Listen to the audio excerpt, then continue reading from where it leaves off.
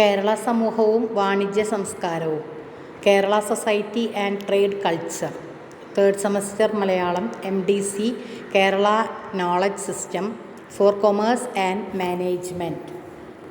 ഈ ഒരു പുസ്തകത്തിൽ 4 മൊഡ്യൂളുകളാണ് പഠിക്കാനുള്ളത്. അതിൽ ആദ്യത്തെ മൊഡ്യൂൾ 1 കേരളവും കച്ചവട പാരമ്പര്യവും. കേരളവും കച്ചവട പാരമ്പര്യവും, പ്രാചീന കടൽ കച്ചവട ബന്ധങ്ങൾ, കച്ചവട സംഘങ്ങൾ, പ്രാചീന കേരളത്തിൻ്റെ വൈദേശിക ബന്ധങ്ങൾ. പ്രാചീന കേരളത്തിൻ്റെ വൈദേശിക ബന്ധങ്ങൾ വേലായുധൻ പണിക്കശ്ശേരിയുടെ ലേഖനമാണ് പഠിക്കാനുള്ളത്. ആ ലേഖനത്തെ മുൻനിർത്തിക്കൊണ്ടുള്ള പ്രാഥമികമായ അറിവുകളാണ് ഈ ഒരു മൊഡ്യൂളിൽ പറയുന്നത്. കേരളത്തിൻ്റെ കച്ചവട പാരമ്പര്യത്തിന് അതിപുരാതനമായ പാരമ്പര്യമുണ്ട്. അല്ലെങ്കിൽ പ്രാചീന കാലം മുതലേ കേരളത്തിൻ്റെ സമ്പന്നത, പ്രകൃതിദത്തമായ സമ്പന്നത വിദേശ വാണിജ്യ വ്യവസായ ശക്തികളെ ആകർഷിച്ചിരുന്നു എന്ന് വേണമെങ്കിലും പറയാവുന്നതാണ്. അപ്പോൾ കേരളത്തിൻ്റെ വാണിജ്യ സംസ്കാരത്തിന് ഒരുപാട് കാലത്തെ ചരിത്രമുണ്ടെന്നും അത് സാമൂഹികവും സാംസ്കാരികവുമായ വളർച്ചയ്ക്ക് കാരണമായിട്ടുണ്ടെന്നും ഈ ഒരു ഭാഗത്ത് നിന്ന് മനസ്സിലാക്കാവുന്നതാണ്. സാഹിത്യം, കല, ജനകീയ പ്രസ്ഥാനങ്ങൾ, ഭൂവുടമസ്ഥത, അതുപോലെ അധികാരബന്ധങ്ങൾ, ഇങ്ങനെയുള്ള എല്ലാ സാംസ്കാരികമായിട്ടുള്ള എല്ലാ ബന്ധങ്ങൾക്കും ഈ ഒരു ധാര അല്ലെങ്കിൽ ഈ ഒരു ബന്ധങ്ങൾ കാരണമായിട്ടുണ്ട് എന്നുള്ളതും എടുത്തു പറയേണ്ടതാണ്. BC നൂറ്റാണ്ടിൽ തന്നെ കച്ചവട പാരമ്പര്യം അല്ലെങ്കിൽ കച്ചവട ബന്ധങ്ങൾ ഉണ്ടായിട്ടുണ്ട്. BC 3000-ൽ തന്നെ കേരളത്തിന് വിദേശ ബന്ധങ്ങൾ ഉണ്ടായിരുന്നതായിട്ട് കാണുന്നുണ്ട്. കുരുമുളക്, ഏലം, കറുവാപ്പട്ട ഇങ്ങനെയുള്ള സുഗന്ധദ്രവ്യ വസ്തുക്കൾ അല്ലെങ്കിൽ സുഗന്ധവ്യഞ്ജനങ്ങൾ അല്ലെങ്കിൽ ഈ സുഗന്ധവ്യഞ്ജനങ്ങളെ വളരെയധികം ആകർഷിച്ചിരുന്ന ബാബിലോണിയക്കാരും ഫിനീഷ്യക്കാരും ഇസ്രായേൽക്കാരും ഗ്രീക്കുകാരും റോമാക്കാരും ചീനക്കാരും അറബികളും നമ്മുടെ കേരളവുമായി കടൽ വഴി കച്ചവട ബന്ധം പുലർത്തിയിരുന്നു എന്നുള്ളതും ചരിത്രത്തിൽ പറയുന്നുണ്ട്. പ്രധാനപ്പെട്ട തുറമുഖമായിരുന്നു കേരളത്തിലെ അന്നത്തെ കൊടുങ്ങല്ലൂരിൻ്റെ പേര് മുസിരിസ്. അപ്പം അന്നത്തെ പ്രധാനപ്പെട്ട തുറമുഖം മുസിരിസ് എന്നാണ് അറിയപ്പെടുന്നത്. ഈ മുസിരിസാണ് പിന്നീട് കൊടുങ്ങല്ലൂർ എന്ന് പറയുന്ന സ്ഥലമായിട്ട് അല്ലെങ്കിൽ സ്ഥലപ്പേരായിട്ട് മാറിയത്. ക്രിസ്തുവർഷ ആരംഭത്തിൽ പ്ലിനി എഴുതിയ സഞ്ചാരക്കുറിപ്പിൽ ഈ മുസിരിസ് എന്ന് പറയുന്ന തുറമുഖ പട്ടണത്തെക്കുറിച്ച് പറയുന്നുണ്ട്. പിന്നെ അതുപോലെ തന്നെ ഈജിപ്ഷ്യൻ മമ്മികളിൽ ഉപയോഗിച്ചിരുന്ന സുഗന്ധ ധൂമക്കൂട്ടുകളും ബൈബിളിൽ പഴയ നിയമകാലത്ത് ഉപയോഗിച്ചിരുന്ന കറുവപ്പട്ട, ഏലം തുടങ്ങിയതൊക്കെ കേരളത്തിൻ്റെ കച്ചവട തെളിവുകളായിട്ടാണ് നമ്മൾ കണക്കാക്കുന്നത്. പ്രാചീന കച്ചവട ബന്ധങ്ങൾ BC 1-ാം നൂറ്റാണ്ടിൻ്റെ ഉത്തരാർദ്ധത്തിൽ തന്നെ കേരളവുമായിട്ട് ഗ്രീക്കുകാർക്ക് വളരെയധികം ബന്ധമുണ്ടായിരുന്നു. ഈജിപ്തിൽ നിന്ന് വീഞ്ഞ്, ഈ പിച്ചള, ഈയം, ഗ്ലാസ് ഇതൊക്കെ മുസിരിസിലെത്തിയിരുന്നു. അതുപോലെ തന്നെ മുസിരിസിൽ നിന്നും കുരുമുളക്, ഇഞ്ചി, മഞ്ഞൾ, ആനക്കൊമ്പ്, മുത്ത്, കറുവാപ്പട്ട ഇതും മുസിരിസിൽ നിന്നും അങ്ങോട്ടും പോയിരുന്നു എന്നുള്ളതാണ്. അതുപോലെ ഗ്രീക്ക് ഭാഷയിലെ ഒറീസി, സിഞ്ചിബർ എന്നീ വാക്കുകൾ അരിശി, ഇഞ്ചി വേര് എന്നുള്ളതിനെയാണ് പറയുന്നത് എന്നാണ് ഭാഷാശാസ്ത്രജ്ഞന്മാർ കണ്ടെത്തിയിട്ടുള്ളത്. BC 30 അഗസ്റ്റസ് സീസർ ഈജിപ്ത് കീഴടക്കിയതോടെ കേരളവുമായി നേരിട്ട് വ്യാപാര ബന്ധങ്ങൾ ഉണ്ടായിരുന്നു എന്നും ചരിത്രം പറയുന്നുണ്ട്. അതുപോലെ തന്നെ ഈജിപ്തും കേരളവുമായുള്ള വ്യാപാര ബന്ധം BC 3000-ൽ തന്നെ ആരംഭിച്ചിട്ടുണ്ട്. കരിന്താളിയും സുഗന്ധദ്രവ്യങ്ങളും കേരളത്തിൽ നിന്ന് കൊണ്ടുപോയി ഈജിപ്ഷ്യൻ രാജാവിന് നൽകിയതായിട്ട് ശാസനകളിൽ തെളിവുണ്ട്. 7-ാം നൂറ്റാണ്ട് മുതൽ 1498-ൽ പോർച്ചുഗീസുകാർ കേരളത്തിൽ വരുന്നതുവരെ വിദേശ വ്യാപാരം അറബികളുടെ നേതൃത്വത്തിലായിരുന്നു. കേരളത്തിന് മലബാർ എന്ന് പേരിട്ടത് പുരാതന അറബികളാണെന്നും പറയപ്പെടുന്നു. അറബികളുമായിട്ടും ദീർഘകാലത്തെ സമ്പർക്കം കേരളത്തിന് ഉണ്ട്. അതുപോലെ തന്നെ അറബി, പേർഷ്യൻ പദങ്ങൾ ഒരുപാട് ഭാഷയിൽ കടന്നു വന്നിട്ടുണ്ട്. കത്ത്, കരാറ്, ഹർജി, വക്കീൽ, വക്കാലത്ത്, ഗുമസ്തൻ, കീശ, കച്ചേരി, ബേജാർ, ആമീൻ, ഊഷാർ ഇങ്ങനെയുള്ള വാക്കുകളെല്ലാം ഈ ബന്ധത്തിൻ്റെ പുറത്താണ് വന്നിട്ടുള്ളതെന്ന് പറയപ്പെടുന്നുണ്ട്. അതുപോലെ മറ്റൊരു രാജ്യവുമായിട്ടും വ്യാപാര ബന്ധമുണ്ടായിരുന്നു, അത് ചൈനയാണ്. കുരുമുളകാണ് അവരിവിടെ നിന്ന് വാങ്ങിയതെങ്കിൽ നമ്മൾ ചീനച്ചട്ടിയും ചീനഭരണിയും ചീനപ്പിഞ്ഞാണവും ചീനവലയും ചൈനയിൽ നിന്ന് ഇറക്കുമതി ചെയ്തവയായിരുന്നു. അതുപോലെ പണ്ട് തലകളും കൂർത്ത ഉയർന്ന വഞ്ചികൾ, രണ്ടറ്റങ്ങൾ ഉയർത്തിക്കെട്ടിയ മേൽപ്പുരകൾ, സ്ത്രീകൾ തലമുടി നെറ്റിക്ക് മുകളിൽ നിർത്തിക്കെട്ടുന്ന സമ്പ്രദായം, അതുപോലെ കൃഷിക്കാർ തലയിൽ വയ്ക്കുന്ന തൊപ്പിക്കുട, ചീനപ്പട്ട്, ഇതെല്ലാം ചീനയുമായിട്ടുള്ള ഒരു സാംസ്കാരിക ബന്ധത്തിൻ്റെ മുകളിൽ നിന്നും ഉണ്ടായതാണെന്നാണ് പറയപ്പെടുന്നത്. മുസിരിസ്, തിണ്ടിസ്, ബറാക്ക, നെൽക്കിണ്ട, ഓഫിർ തുടങ്ങിയ പ്രധാന തുറമുഖങ്ങൾ വിദേശ രാജ്യങ്ങളുമായിട്ട് വാണിജ്യ ബന്ധങ്ങൾ ഉണ്ടായിരുന്നതായിട്ടാണ് ചരിത്രത്തിൽ അടയാളപ്പെടുത്തിയിട്ടുള്ളത്. ഈ ക്രൈസ്തവ, യഹൂദ, ഇസ്ലാം മതങ്ങൾ കേരളത്തിലേക്ക് കടന്നു വന്നതും ഈ തുറമുഖങ്ങൾ വഴിയാണ്. അതുപോലെ രണ്ടാം ചേര സാമ്രാജ്യകാലത്തെ കച്ചവട ഉടമ്പടികളെ പറ്റി പറയുമ്പോൾ കേരള ചരിത്രത്തിൽ സംഘകാലത്തെ പിന്തുടർന്നു വന്ന നീണ്ടകാലം ചരിത്രത്തിൽ അജ്ഞാതമായിരുന്നു. AD 800-ാം ആണ്ടിനടുത്ത് കുലശേഖരവർമ്മയുടെ നേതൃത്വത്തിലാണ് ചേരശക്തി പുനഃസ്ഥാപിക്കുകയും കുലശേഖരന്മാരുടെ ഒരു പരമ്പര തിരുവഞ്ചിക്കുളം അഥവാ മഹോദയപുരം തലസ്ഥാനമാക്കി വാഴുകയും ചെയ്തു. ഈ പരമ്പരയാണ് രണ്ടാം ചേര സാമ്രാജ്യം. അതുപോലെ തന്നെ ശാസനകളിൽ നിന്നും സാമ്പത്തിക വിനിമയങ്ങളെക്കുറിച്ചും ഒക്കെ നമ്മൾ അറിയപ്പെടുന്നുണ്ട്. തരിസാപ്പള്ളി ശാസനം, ചേര ചക്രവർത്തിയായിരുന്ന സ്ഥാണുരവിവർമ്മൻ പെരുമാളിൻ്റെ സാമന്തനായി വേണാട് ഭരിച്ചിരുന്ന അയ്യനടികൾ തിരുവടികൾ, പേർഷ്യയിൽ നിന്ന് കുടിയേറിയ പുരോഹിത മുഖ്യനും കച്ചവട പ്രമാണിയുമായിരുന്ന മറുവാൻ സഫീർ ഈശോയുടെ പേരിൽ നൽകിയ കൊല്ലത്തുള്ള തരിസാപ്പള്ളി ശാസനം അഥവാ തരിസാപ്പള്ളി ചെപ്പേട് സ്ഥാണുരവിയുടെ ഭരണത്തിൻ്റെ 5-ാം വർഷത്തെ സൂചന കണക്കാക്കിയാൽ ക്രിസ്തുവർഷം 849-ലാണ് ഈ ശാസനം നൽകിയതെന്ന് കാണാൻ സാധിക്കുന്നു. അതുപോലെ ജൂതശാസനം, അത് ചേര ചക്രവർത്തിയായിരുന്ന ഭാസ്കര രവിവർമ്മൻ ജോസഫ് റബ്ബാൻ എന്ന യഹൂദ പ്രവർത്തക പ്രാമാണിക്ക് ചുങ്കവും മറ്റ് നികുതികളും സ്വന്തമായി പിരിച്ചെടുക്കാനുള്ള അവകാശത്തിനും 72 പ്രത്യേക അവകാശങ്ങൾക്കും ഒപ്പം 5 വണ്ണസ്ഥാനം അനുവദിച്ചു കൊടുത്തുകൊണ്ട് AD 1000-ാം ആണ്ടിൽ നൽകിയ ചെപ്പേടാണ് ജൂതശാസനം. പിന്നെ കച്ചവട സംഘങ്ങൾ, കേരളത്തിലെ സമുദ്ര വ്യാപാരവും കച്ചവട കേന്ദ്രങ്ങളും സജീവമായിരുന്നു എന്നുള്ളത് സംഘകാലം മുതൽക്ക് തന്നെയുള്ള കൃതികളിൽ നിന്നും നമുക്ക് മനസ്സിലാവുന്നുണ്ട്. അപ്പോൾ തരിസാപ്പള്ളി ശാസനം ചമച്ചത് രാജ്യത്തെ ഉദ്യോഗസ്ഥ പ്രമുഖരുടെയും 5 വണ്ണം, മണിഗ്രാമം തുടങ്ങിയ കച്ചവട സംഘങ്ങളുടെ പ്രതിനിധികളുടെയും സാന്നിധ്യത്തിലായിരുന്നു എന്നതുകൊണ്ട് ഈ കച്ചവട സംഘങ്ങൾ ഇവിടെ ഉണ്ടായിരുന്നുവെന്ന് തെളിയുന്നു. പിന്നെ 5 വണ്ണം എന്ന് പറഞ്ഞാൽ ക്രിസ്തുബ്ദം 8-ാം നൂറ്റാണ്ടിനോടടുത്ത് തെക്കേ ഇന്ത്യയിലെ വ്യാപാര കുത്തക കൈയടക്കി വെച്ചിരുന്ന ജൂതസംഘമാണ് 5 വണ്ണം. വേണാട്ട് രാജാവായ അയ്യനടികൾ തിരുവടികളുടെ തരിസാപ്പള്ളി ശാസനത്തിലാണ് ഇവരെക്കുറിച്ച് ആദ്യമായിട്ട് പരാമർശം നടത്തുന്നത്. ഭാസ്കര രവിവർമ്മൻ്റെ ജൂതശാസനത്തിൽ ജോസഫ് റബ്ബാൻ എന്ന ജൂതപ്രമാണിക്ക് ചുങ്കവും മറ്റും പിരിക്കുക, പല്ലക്കേറുക തുടങ്ങിയ 72 സ്ഥാനമാനങ്ങളോടെ 5 വണ്ണം പിന്തുടർച്ചാവകാശമായി നൽകുന്നതായി പറയുന്നു. അതുപോലെ തന്നെ പയ്യന്നൂർ പാട്ടിലും ഇതിനെക്കുറിച്ച് പറയുന്നുണ്ട്. പിന്നെ മണിഗ്രാമം, അത് കൊല്ലം ആസ്ഥാനമായി പ്രവർത്തിച്ച പഴയ ദ്രാവിഡ കച്ചവട സംഘമാണ് മണിഗ്രാമം. മാണിക്യവാചരുടെ കാലത്ത് മതം മാറി ചോളദേശത്തു നിന്ന് വന്നവരാണെന്നും ചേരമാൻ പെരുമാൾ ക്രിസ്ത്യാനികളായ ഇവർക്ക് കൽപ്പിച്ചു നൽകിയ പദവിയാണ് മണിഗ്രാമമെന്നും വാദമുണ്ട്. 7-ാം നൂറ്റാണ്ട് മുതൽ 15-ാം നൂറ്റാണ്ട് വരെ ഇവർ കേരളത്തിലെ വ്യാപാര രംഗത്ത് ആധിപത്യം പുലർത്തിയിരുന്നു. മണിഗ്രാമത്തിൽപ്പെട്ട ചാത്തൻ, വടക്കൻ, ജവിചാത്തൻ എന്നീ ക്രിസ്ത്യൻ കച്ചവടക്കാർക്ക് ചില അവകാശങ്ങൾ നൽകിയതിൻ്റെ രേഖയാണ് വീരരാഘവ പട്ടയം. അപ്പോൾ ഇതും നമ്മൾ നോക്കേണ്ടതാണ്. ഇതിനും പയ്യന്നൂർ പാട്ടിൽ ഇതിനെക്കുറിച്ചും സൂചനയുണ്ട് എന്നാണ് പറയുന്നത്. അതുപോലെ വളഞ്ചിയർ എന്ന് പറഞ്ഞാൽ പ്രാചീനകാല കേരളത്തിലെ കപ്പൽ കച്ചവടക്കാരായിരുന്നു വളഞ്ചിയർ. വലിയ വഞ്ചികളിൽ സഞ്ചരിച്ചിരുന്നവരാണ് വളഞ്ചിയർ ആയതെന്ന് അഭിപ്രായം ഉണ്ട്. പഴയ വേണാട്ടിലെ 18 ദേശങ്ങളിലെ പ്രഭുക്കളായിരുന്നു ഇവർ. അതുപോലെ തന്നെ പയ്യന്നൂർ പാട്ട്, ഉണ്ണിച്ചുരുദേവി ചരിതം, ഉണ്ണുനീലി സന്ദേശം എന്നീ കൃതികളിൽ വളഞ്ചിയരെ കുറിച്ച് പരാമർശമുണ്ട്. ഇനി പ്രാചീന കേരളത്തിൻ്റെ വൈദേശിക ബന്ധങ്ങളിൽ വേലായുധൻ പണിക്കശ്ശേരിയുടെ ലേഖനമാണ് പഠിക്കാനുള്ളത്.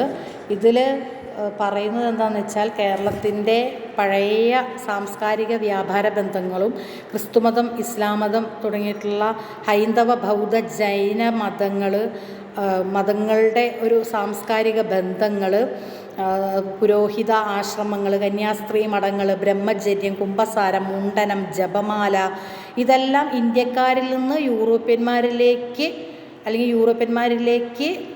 സംക്രമിച്ചതാണെന്നുള്ള നിലയിലാണ് ഈ ഒരു ലേഖനം വിലയിരുത്തുന്നത്. അതുപോലെ തന്നെ സിന്ധു നദീതട സംസ്കാരവുമായിട്ടുള്ള ബന്ധം മോഹൻജാദാരോ ഹാരപ്പ നിവാസികളോട് കേരളീയർ ഏതെങ്കിലും തരത്തിൽ ബന്ധപ്പെട്ടിട്ടുണ്ടോ എന്ന് പരിശോധിക്കുമ്പോൾ സൈന്ധവ സംസ്കാരത്തിൻ്റെ അവശിഷ്ടങ്ങളായി ലഭിച്ചിട്ടുള്ള മൺപാത്രങ്ങളിൽ കാണുന്ന അടയാളങ്ങളിൽ 47 തെക്കേ ഇന്ത്യയിലും കണ്ടിട്ടുണ്ട്. തമിഴകത്തിലെ കുശവന്മാരുടെ ഉടമസ്ഥ മുദ്രകൾ ഇവയിൽ പ്രകടമായി കാണാം. തമിഴകത്തെ കച്ചവടക്കാരും വ്യവസായികളുമായ ജനങ്ങൾ അക്കാലത്ത് വാണിജ്യാർത്ഥം സിന്ധു നദീതട നഗരങ്ങളിൽ ചെന്ന് താമസിച്ചിരുന്നു എന്നതിന് ഇതൊരു ലക്ഷ്യമായി സ്വീകരിക്കാം. അതുപോലെ മോഹൻജാദാരോവിലെ ജനങ്ങൾ വിദേശങ്ങളിലേക്ക് കയറ്റി അയച്ചിരുന്ന ചരക്കുകളിൽ ചന്ദനം, ആനക്കൊമ്പ്, നന്മുത്ത്, കുരങ്ങ് എന്നിവ ഉൾപ്പെട്ടിരുന്നു എന്നുള്ളത് തെളിഞ്ഞിട്ടുണ്ട്. കേരളം വഴി മോഹൻജാദാരോയ്ക്ക് ലഭിച്ചതാകാനാണ് സാധ്യത. പിന്നെ തന്നെയല്ല, താമ്രവർണിയിലെ നന്മുത്തിനും ചൂർണേയം എന്ന പേരിൽ ചൂർണിയാറ്റിൻ്റെ മുഖത്തു നിന്ന് എടുത്തിരുന്ന നന്മുത്തിനുമായിരുന്നു പണ്ടുകാലത്ത് ഏറെ പ്രസിദ്ധി. ഈ മുത്തുകളെപ്പറ്റി കൗടില്യൻ അർത്ഥശാസ്ത്രം എന്ന് പറയുന്ന ഗ്രന്ഥത്തിൽ പ്രതിപാദിച്ചിട്ടുണ്ട്. താമ്രവർണി പാണ്ഡ്യനാട്ടിലെ താമ്രവർണാ നദിയും ചൂർണിയാറ് കൊടുങ്ങല്ലൂർ കൂടി ഒഴുകി കടലിൽ പതിക്കുന്ന പെരിയാറും ആണ്. അതുപോലെ കാത്യായനൻ്റെ തന്ത്രവാർത്തികത്തിൽ ക്രിസ്തുവിന് മുൻപ് 4-ാം നൂറ്റാണ്ടിൽ കേരള ഭൂമിശാസ്ത്രത്തെ സംബന്ധിക്കുന്ന പരിജ്ഞാനം പ്രതിഫലിച്ചു നിൽക്കുന്നതായിട്ട് കാണാൻ സാധിക്കുന്നു. മഹാഭാരതത്തിൽ ഒന്നിലധികം സ്ഥലങ്ങളിൽ കേരളത്തെക്കുറിച്ച് പരാമർശമുണ്ട് എന്നും പറയുന്നുണ്ട്. ദിഗ്വിജയയാത്രയിൽ സഹദേവൻ കേരളത്തിലേക്ക് വന്നതായിട്ടും രാജസൂയയാഗത്തിന് കേരളീയർ യഥായോഗ്യം തിരുമുൽക്കാഴ്ചയും കൊണ്ട് ഇന്ദ്രപ്രസ്ഥത്തിലേക്ക് പോയതായിട്ടും പറയപ്പെടുന്നുണ്ട്. അതുപോലെ സീതയെ തെരഞ്ഞുപിടിക്കാൻ സുഗ്രീവൻ വാനരന്മാരെ അയച്ച കൂട്ടത്തിൽ കേരളത്തിലേക്കും അതിൻ്റെ തലസ്ഥാനമായ മുരവിപത്തനത്തിലേക്കും അയച്ചതായി വാൽമീകി രാമായണത്തിലും കാണുന്നു. അപ്പോൾ ഇതൊക്കെ കേരളത്തിന് ഉത്തരേന്ത്യയുമായിട്ടുള്ള ബന്ധങ്ങളാണ് ഇവിടെ നിന്നൊക്കെ നമ്മൾ മനസ്സിലാക്കുന്നത്. ഓരോ നൂറ്റാണ്ടുകളിൽ ഓരോ കാലഘട്ടങ്ങളിൽ എഴുതപ്പെട്ട പ്രാചീന ഗ്രന്ഥങ്ങളിൽ അടയാളപ്പെടുത്തിയ പ്രദേശങ്ങളിൽ കേരളം എങ്ങനെയാണ് കടന്നു വരുന്നത് എന്നുള്ള ബന്ധങ്ങളാണ് ഇവിടെ നിന്നെല്ലാം നമുക്ക് കിട്ടുന്നത്. BC 3000 മുതൽ വിദേശ ബന്ധങ്ങളുണ്ടായിരുന്നു എന്നുള്ളത് നമ്മൾ നേരത്തെ തന്നെ പറഞ്ഞതാണ്. ബാബിലോണിയക്കാരുമായും ഫിനീഷ്യക്കാരുമായും ഗ്രീക്കുകാരുമായും റോമാക്കാരുമായിട്ടുള്ള ബന്ധങ്ങൾ ഉണ്ടായിരുന്നു എന്ന് നമ്മൾ നേരത്തെ മുൻപ് തന്നെ പറഞ്ഞതായിരുന്നു. സുഗന്ധദ്രവ്യ വസ്തുക്കളായിട്ടുള്ള ഏലം, കറുവാപ്പട്ട തുടങ്ങിയവ ഇഷ്ടം പോലെ കയറ്റുമതി ചെയ്തിരുന്നതായിട്ടും നമ്മുടെ ചരിത്രത്തിൽ അടയാളപ്പെടുത്തിയിട്ടുണ്ട്. ഈജിപ്തിലേക്ക് കരിന്താളിത്തടികളും ധാന്യങ്ങളും ആനക്കൊമ്പ് കൊണ്ടുള്ള പലതരം സാധനങ്ങളും BC 3000-നും 1500-നും ഇടയിൽ കയറ്റി അയച്ചിരുന്നു. അതുപോലെ ഈജിപ്തിലെ ശവശരീരം കേടുകൂടാതെ സൂക്ഷിക്കാൻ സുഗന്ധദ്രവ്യങ്ങൾ ഉപയോഗിച്ചിരുന്നു എന്നും നമ്മൾ ചരിത്രത്തിലൂടെ അറിയുന്നു. ഇസ്രായേലിലെ സോളമൻ ചക്രവർത്തി ഷീബ റാണിയെ സന്ദർശിക്കാൻ വന്നത് കറുവാപ്പട്ടയും ഏലവും മറ്റും ചേർത്തുണ്ടാക്കിയ സുഗന്ധദ്രവ്യങ്ങളുടെ ഒട്ടേറെ പേടകങ്ങളുമായിട്ടാണ്. അതുപോലെ തന്നെ പ്രണയരംഗങ്ങളിൽ അനാദൃശ്യമായ വശീകരണ ശക്തി ഉണ്ട് എന്നാണ് പറയുന്നത് ഈ പരിമള തൈലത്തിന്. ഇതെല്ലാം ഈ ഒരു ഭാഗത്ത് അല്ലെങ്കിൽ ബൈബിളിലും ഈ ഭാഗങ്ങളിലും ഇത് പറയുന്നുണ്ട് എന്നുള്ളതാണ്. പിന്നെ വെള്ളി ഒഴികെ മറ്റെല്ലാം ഇവിടെ ഉണ്ടായിരുന്നു എന്നുള്ളതും പറയുന്നുണ്ട്. ഈ വക സാധനങ്ങളെല്ലാം കേരളത്തിൽ നിന്ന് തന്നെയാണ് കൊണ്ടുപോയിട്ടുള്ളത് എന്നുള്ളതിനും തെളിവുകളുണ്ട്. ഹീബ്രു ഭാഷയിൽ കുരങ്ങിന് കവിം എന്നും മയിലിന് തുക്കിം എന്നുമാണ് പറഞ്ഞിരുന്നത്. അതുപോലെ കാർത്തേജ് പട്ടണത്തിൻ്റെ ഗോപുരവാതിലുകൾ കേരളത്തിൻ്റെ തുറമുഖത്ത് നിന്ന് കൊണ്ടുപോയിരുന്ന ചന്ദനമരങ്ങൾ കൊണ്ടാണ് നിർമ്മിച്ചിരുന്നത്. ഗ്രീക്കുകാരും റോമാക്കാരും കേരളവുമായിട്ട് വളരെ അധികകാലത്തെ ബന്ധമുണ്ട്. BC 1-ാം നൂറ്റാണ്ടിൻ്റെ ഉത്തരാർദ്ധത്തിൽ തന്നെ കേരളവുമായിട്ട് ഏറ്റവും അധികം വ്യാപാരം നടത്തിയിരുന്നത് ഗ്രീക്കുകാരാണ്.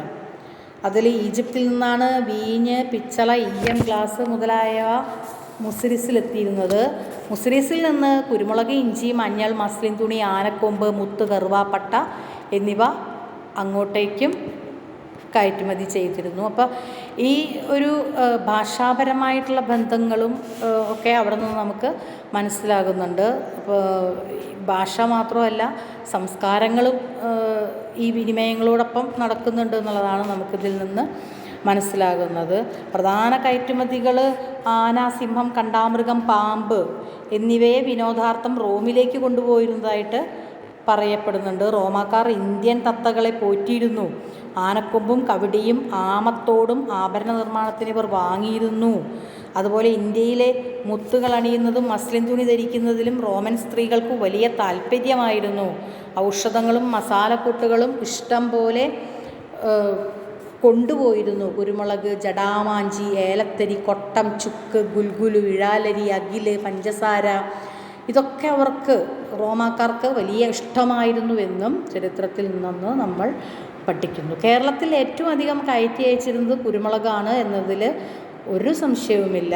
പ്രാചീനകാലം മുതലേ പാശ്ചാത്യരുടെ അടുക്കളയിൽ ഏറ്റവും കൂടുതൽ ഉപയോഗിച്ചിരുന്ന സുഗന്ധദ്രവ്യമാണ് കുരുമുളക്. മാംസം കേടുകൂടാതിരിക്കാനും ഭക്ഷണത്തിന് രുചി കൂട്ടാനുമായിരുന്നു അത് ഉപയോഗിച്ചിരുന്നത്. അതുപോലെ തന്നെ ഗന്ധമകുടങ്ങൾ ഇവിടെ നിന്ന് കൊണ്ടുപോയി റോമിലെ പ്രഭുകുമാരികൾ ശിരസിൽ അണിഞ്ഞിട്ടുണ്ടായിരുന്നു. പിന്നെ അതുപോലെ തന്നെ മുത്തുകുടങ്ങൾ തുണി കൊണ്ട് പൂവെട്ടിയുണ്ടാക്കി അത് അത്തറിൽ നനച്ച് പ്രത്യേക ഗന്ധത്തോടെ അവരത് ശിരസിൽ അണിഞ്ഞിരുന്നതായിട്ടും ചരിത്രത്തിൽ പറയുന്നുണ്ട്. ഇപ്പോൾ ഇഷ്ടം പോലെ കേരളത്തിലെ വസ്തുക്കൾ ഓരോ രാജ്യക്കാരും എങ്ങനെയൊക്കെയാണ് ഉപയോഗിച്ചിരുന്നത് എന്നുള്ളതാണ് നമുക്കിതിൽ നിന്നൊക്കെ മനസ്സിലാക്കുന്നത്. അതുപോലെ റോമിനും ഇന്ത്യക്കും തമ്മിൽ വളരെയധികം ബന്ധമുണ്ട്. റോമിനും ഇന്ത്യക്കും തമ്മിലുള്ള ബന്ധം, അതുപോലെ തന്നെ AD 3-ാം നൂറ്റാണ്ടായപ്പോഴേക്കും സാമൂഹികവും രാഷ്ട്രീയവുമായ കാരണങ്ങളാൽ റോമൻ സാമ്രാജ്യം ശിഥിലമാകാൻ തുടങ്ങി. അത് നമ്മുടെ വ്യാപാര ബന്ധത്തെയും ബാധിച്ചു എന്നും പറയുന്നുണ്ട്. അതുപോലെ കേരളവുമായിട്ടുള്ള ബന്ധങ്ങൾ പിന്നീട് അറബികൾക്കും പേർഷ്യക്കാർക്കൊക്കെ ഉണ്ടായിരുന്നു എന്നുള്ളതും പറയുന്നുണ്ട്. AD 7-ാം നൂറ്റാണ്ടായപ്പോഴേക്കും കേരളത്തിലെ ഏറ്റവും കൂടുതൽ ബന്ധം, കച്ചവട ബന്ധം അറബികളുമായിട്ടായി. 1498 പോർച്ചുഗീസുകാർ കേരളത്തിൽ ആദ്യമായിട്ട് വരുന്നത്. കേരളത്തിന് മലബാർ, മുലൈബാർ എന്ന് പേരിട്ടത് പുരാതന അറബികളാണ്.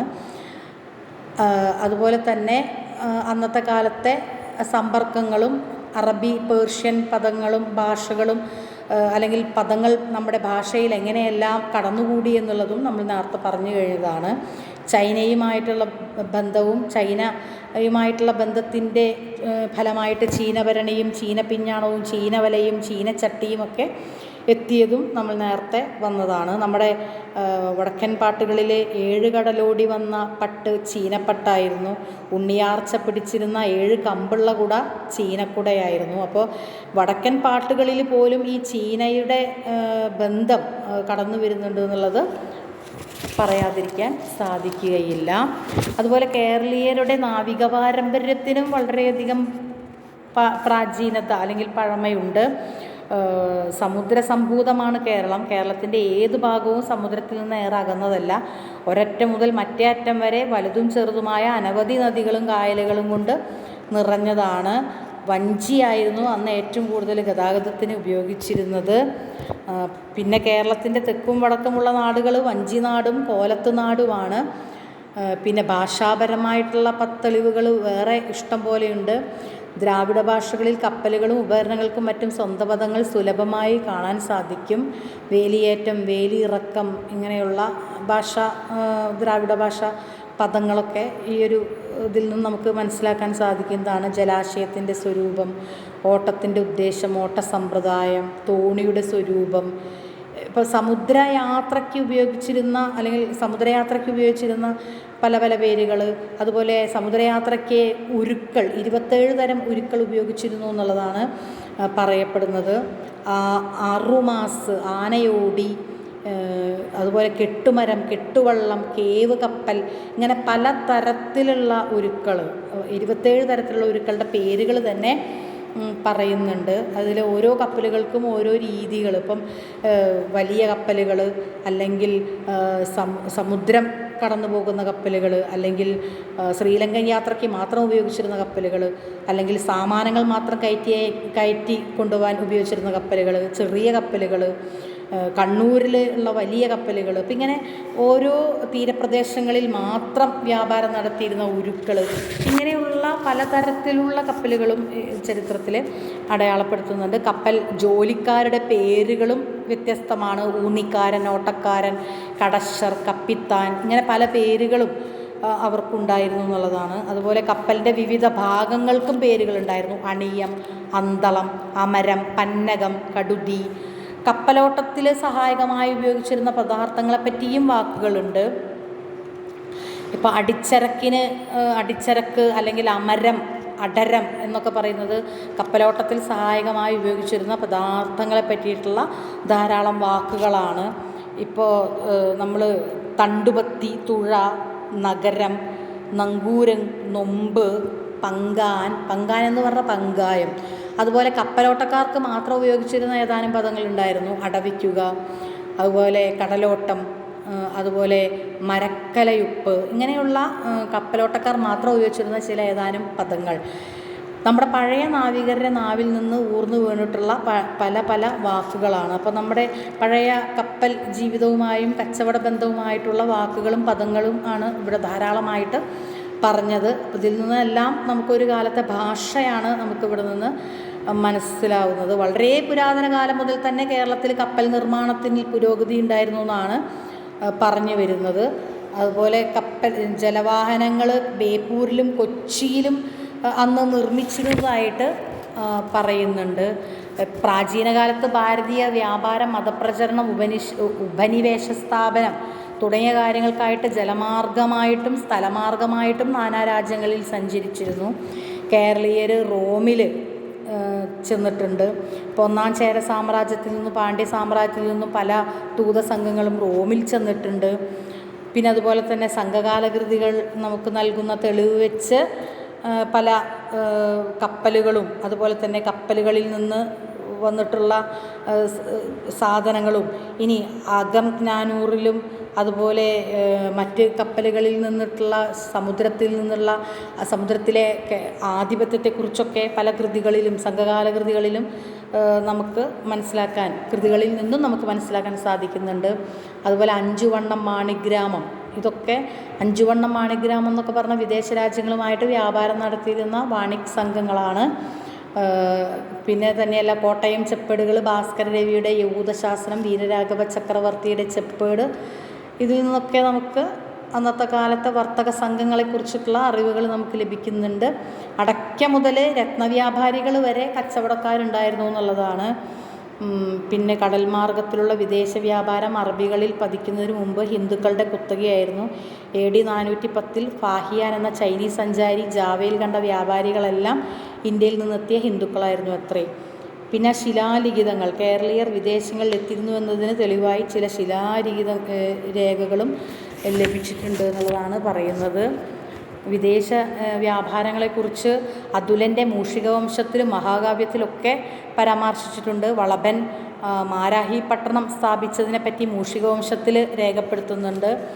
അതുപോലെ പ്രാചീന സാംസ്കാരിക കേന്ദ്രങ്ങളായ ഊർ, മോഹൻജോദാരോ, ഹാരപ്പ എന്നിവയുടെ പ്രതാപകാലവും ഏഷ്യ, യൂറോപ്പ്, ആഫ്രിക്ക എന്നീ വൻകരകളുടെ വാണിജ്യ കേന്ദ്രങ്ങളുമായിട്ടുള്ള കേരളത്തിൻ്റെ ബന്ധങ്ങളുമെല്ലാം പരാമർശിക്കപ്പെടുന്നുണ്ട്.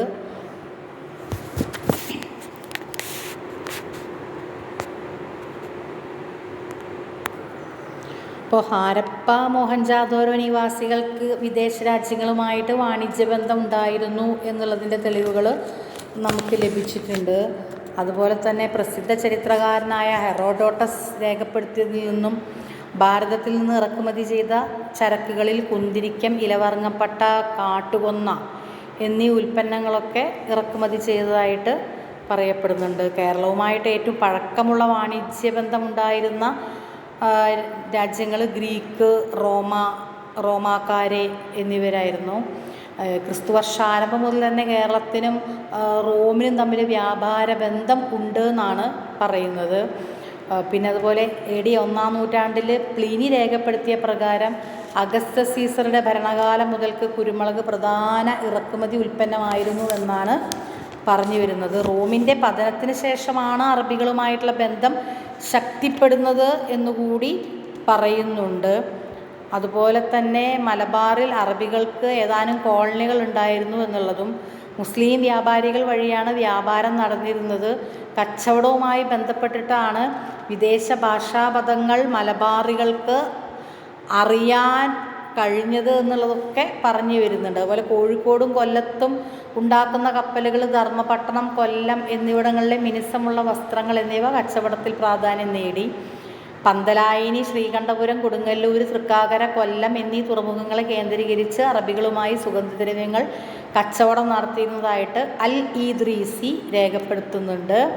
അതുപോലെ കോഴിക്കോട് സന്ദർശിച്ച ഇബ്നു ബത്തൂത്ത ശ്രീകണ്ഠപുരം, ഏഴിമല, ധർമ്മടം, വളപട്ടണം, പന്തലായിനി, കോഴിക്കോട്, ചാലിയം, കൊല്ലം എന്നീ തുറമുഖ വാണിജ്യ കേന്ദ്രങ്ങളെക്കുറിച്ച് തുടങ്ങിയ വാണിജ്യ കേന്ദ്രങ്ങളെക്കുറിച്ചും തുറമുഖങ്ങളെക്കുറിച്ചും അഭിപ്രായപ്പെടുന്നുണ്ട്. കോഴിക്കോടിൻ്റെ തുറമുഖ പ്രാധാന്യം, അവിടുത്തെ കച്ചവട ബന്ധങ്ങളൊക്കെ ഇബ്നു ബത്തൂത്തയുടെ രേഖകളിൽ നിന്ന് കിട്ടിയിട്ടുള്ളതാണ്. അതുപോലെ ഇബ്നു ബത്തൂത്ത ഒരുപാട് പ്രധാനപ്പെട്ട രേഖകൾ രേഖപ്പെടുത്തുന്നുണ്ട്. അതിൽ പ്രധാനപ്പെട്ട ഒരു വ്യാപാര കേന്ദ്രം കൊല്ലമാണ്. അതുപോലെ തന്നെ പ്രാചീന കേരളത്തിന് ദീർഘകാല വാണിജ്യ ബന്ധം ഉണ്ടായിരുന്നതായിരുന്നു ഒരു രാജ്യമായിരുന്നു ചൈന. ചൈനയുമായിട്ടുള്ള ബന്ധത്തിൻ്റെ ഫലമായിട്ട് ചൈനയുടെ വസ്തുക്കളും അല്ലെങ്കിൽ ചൈനയുടെ പട്ടും ചീനഭരണിയൊക്കെ നമ്മൾ നേരത്തെ തന്നെ പറഞ്ഞു കഴിഞ്ഞതാണ്. 9-ാം നൂറ്റാണ്ട് മുതൽ ഒരു 14-ാം നൂറ്റാണ്ട് വരെ കേരളത്തിന് ചൈനയുമായിട്ട് വ്യാപാര ബന്ധമുണ്ടായിരുന്നു എന്നുള്ളത് സുലൈമാൻ ഇബ്നു ഖുർദബി, അതുപോലെ ഇബ്ദുൽ ഫഖീഫ് തുടങ്ങിയിട്ടുള്ള ആളുകൾ അടയാളപ്പെടുത്തിയിട്ടുണ്ട് എന്നുള്ളതാണ്, ചരിത്രത്തിൽ അടയാളപ്പെടുത്തിയിട്ടുണ്ട് എന്നുള്ളതാണ്.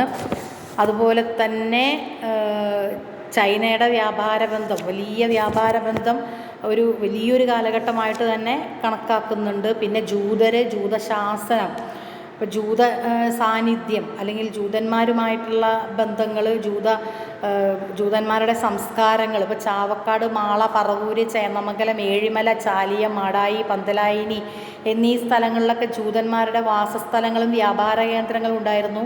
മേത്തലയിലെ ജൂതക്കുളം, ചാവക്കാട് ജൂതക്കുന്ന്, മടായിയിലെ ജൂതക്കുളം, മാളയിലെ ജൂതശ്മശാനം ഇതെല്ലാം ജൂതന്മാരുടെ സാന്നിധ്യത്തിന് തെളിവാണ് എന്നുള്ളതും പറയപ്പെടുന്നുണ്ട്.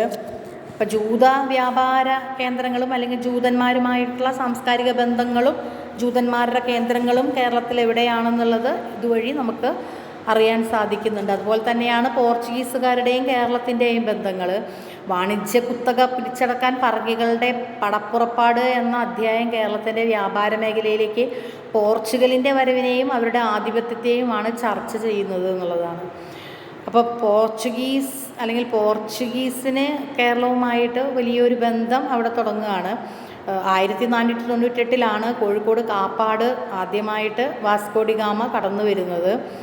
അതുപോലെ ഗാമയുമായിട്ടുള്ള കച്ചവട ബന്ധങ്ങളും പിന്നെ അതുപോലെ സാമൂതിരിയുമായിട്ടുള്ള ബന്ധങ്ങളും സമ്പർക്കങ്ങളൊക്കെ തന്നെ വലിയൊരു ചരിത്രമായിട്ട് തന്നെ നമ്മുടെ മുൻപിൽ നിൽക്കുന്നുണ്ട്. പോർച്ചുഗീസ് രാജാവും അതുപോലെ കേരളത്തിലേക്കുള്ള കപ്പലുകളും വ്യാപാര ബന്ധങ്ങളും കുരുമുളകും ഇഞ്ചിയും കറുവാപ്പട്ടയും പറങ്കികളുടെ ചരക്കുകളും ഒക്കെ അങ്ങോട്ടും ഇങ്ങോട്ടുള്ള കയറ്റുമതി ഇറക്കുമതികളൊക്കെ വലിയൊരു ചരിത്രമായിട്ട് തന്നെ നമ്മുടെ മുന്നിൽ കിടക്കുന്നുണ്ട് എന്നുള്ളതാണ്. അതുപോലെ തന്നെയാണ് ഡച്ചുകാരുമായിട്ടുള്ള കേരളത്തിൻ്റെ ബന്ധവും. ഡച്ചുകാരുമായിട്ടും വലിയൊരു ബന്ധം, വ്യാപാര ബന്ധം ഉണ്ടായിരുന്നു. 1595 ഡച്ച് ഈസ്റ്റ് ഇന്ത്യ കമ്പനി സ്ഥാപിക്കപ്പെടുന്നത്. അതുപോലെ തന്നെ കേരളവുമായിട്ടുള്ള ഡച്ചുകാരുടെ ബന്ധത്തിന് വലിയ ഒരു ചരിത്രവുമുണ്ട്, ഒരു ആധിപത്യത്തിൻ്റെ ചരിത്രം പോലും ഉണ്ട് എന്നുള്ളതാണ് പറഞ്ഞു വരുമ്പോൾ, ചരിത്രം പറയുമ്പോൾ നമുക്ക് പറയാനുള്ളത്. അപ്പോൾ ഡച്ചുകാർ പ്രധാനമായിട്ടും കുരുമുളക് വ്യാപാരമായിരുന്നു അവരുടെ കുത്തകയായിട്ട് അവർ സ്ഥാപിച്ചെടുത്തത്. കുരുമുളകിലാണ്. കായംകുളം, പുറക്കാട്, മരുതൂർ, കുളങ്ങര, തിരുവിതാംകൂർ, ദേശിങ്ങനാട് തുടങ്ങിയിട്ടുള്ള രാജാക്കന്മാരുമായിട്ടൊക്കെ ഇവരുടെ വ്യാപാര ബന്ധങ്ങൾ നടന്നിരുന്നതായിട്ട് തെളിവുകളുണ്ട്. അതുപോലെ തുണിത്തരങ്ങൾ, നീലം, ഇതൊക്കെ ഡച്ചുകാർ ഇവിടെ നിന്ന് വാങ്ങിയിരുന്ന സാധനങ്ങളാണ്. കോഴിക്കോട് സാമൂതിരിയിൽ നിന്ന് ചേറ്റുവ, മണപ്പുറം കരസ്ഥമാക്കുകയാണ് ആദ്യം ചെയ്തത്. വിലപിടിപ്പുള്ള വസ്തുക്കൾ കാഴ്ചവെച്ച് മിത്രഭാവമാണെന്ന ഭാവേനയാണ് പിന്നീട് തന്ത്രപ്രധാനമായ ഈ സ്ഥലം ഡച്ച് അഡ്മിറൽ സ്വന്തമാക്കിയത് എന്നും ചരിത്രത്തിൽ പറയപ്പെടുന്നുണ്ട്. നാട്ടുരാജാക്കന്മാർ തമ്മിലുള്ള നിരന്തരമായ കലഹമാണ് ഡച്ചുകാർക്ക് അനുകൂലമായ സാഹചര്യം ഉണ്ടാക്കി കൊടുത്തത്. അല്ലെങ്കിൽ അവരെ മുതലെടുക്കാൻ അവർക്ക് ഈ തീരപ്രദേശങ്ങളിലെ ആധിപത്യം ഉറപ്പിക്കാനും അവർക്കത് മുതലെടുക്കാനും സാധ്യമായത് എന്നും ഒരു ചരിത്രം ഉണ്ട്. ബ്രിട്ടീഷ് കമ്പനിയുടെ മലബാർ മേഖലയിൽ വർദ്ധിച്ചു വരുന്ന സ്വാധീനം ഒരു വെല്ലുവിളിയായി തീർന്നു. ചെറുകിട രാജാക്കന്മാരെ ഒന്നിച്ചു നിർത്തി തിരുവിതാംകൂറിനെ ആക്രമിച്ച് കീഴടക്കിയാൽ പ്രബല ശക്തിയായി മാറാമെന്ന് കരുതിയെങ്കിലും മാർത്താണ്ഡവർമ്മയുണ്ടായ കുളച്ചൽ യുദ്ധത്തിൽ ഡച്ചുകാർ പരാജയപ്പെട്ടു. അപ്പോൾ ഡച്ചുകാരുടെ ഒരു അധികാരത്തിന് വേണ്ടിയിട്ടുള്ള ഒരു കളി കൂടി, അല്ലെങ്കിൽ അധികാരത്തിന് വേണ്ടിയിട്ടുള്ള അവരെ നീക്കം കൂടി നമുക്കിവിടെ നിന്ന് മനസ്സിലാക്കാവുന്നതാണ്. ഈ ഒരു ചരിത്രത്തിൽ നിന്ന് നമുക്ക് മനസ്സിലാക്കാവുന്നതാണ് കുളച്ചൽ യുദ്ധവും അതുപോലെ തന്നെ അവരുടെ തന്ത്രങ്ങളൊക്കെ.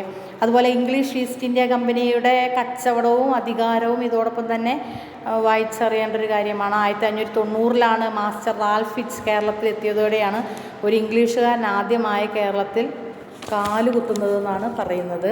അപ്പോൾ കേരളത്തിൽ ഇംഗ്ലണ്ടുമായിട്ടുള്ള ആദ്യ വ്യാപാര കരാറുകൾ ഉണ്ടാക്കുന്നത് 1651 മുതലാണ് എന്നുള്ളതും പറയേണ്ടതാണ്. അതുപോലെ മലബാറിൽ മൈസൂർ സുൽത്താൻമാരുമായിട്ടുള്ള ബന്ധങ്ങളും കയറ്റുമതി ഇറക്കുമതി ബന്ധങ്ങളും അതിനിടയിൽ വന്ന ഫ്രഞ്ച് കച്ചവട സംഘങ്ങളുമായിട്ടുള്ള ബന്ധങ്ങളും ഇംഗ്ലീഷ് കമ്പനികളുമായിട്ടുള്ള ഭീഷണികളും ഒക്കെ ഇതിൻ്റെ ഇടയിലെ ചരിത്രപരമായിട്ടുള്ള വസ്തുതകളാണ്. ഇതെല്ലാം തന്നെ വിദേശ വ്യാപാരങ്ങളും കച്ചവട ബന്ധങ്ങളും അധികാരത്തിനുള്ള കാരണങ്ങളുമായിട്ട് കിടക്കുന്നതാണ്. അപ്പോൾ കേരളത്തിലുള്ള എല്ലാ സ്ഥലങ്ങളും വിദേശ രാജ്യങ്ങളുമായിട്ട് കാലാകാലങ്ങളായ വ്യാപാര ബന്ധം ഉണ്ടായിരുന്നു എന്നുള്ളത് അടയാളപ്പെടുത്തുന്നുണ്ട്.